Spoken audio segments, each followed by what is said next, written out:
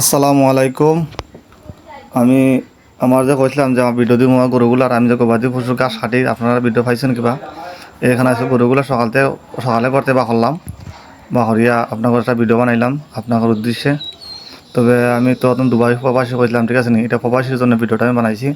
যেমন আমি বিদেশে আসছিলাম 12 বছর মতো, যাক কামাই যেমন একটা করছি ওইটা আমি প্রথমে একটা গরু কিনতে কিনতে আপনার এটা আমার গাভীর বাছুর, সাইওয়াল বাচ্চা, খুব সুন্দর গ্রোথ পাইছে। এটা একটা এই দেখেন আমার গরু, একটা দুইটা তিনটা চারটা পাঁচটা গরু আছে, ছয়টা গরু হলতে আর একটা বাছুর আছে, ওই গাভীর বাছুরটা এটা আমি উদ্যোগ কিনছি।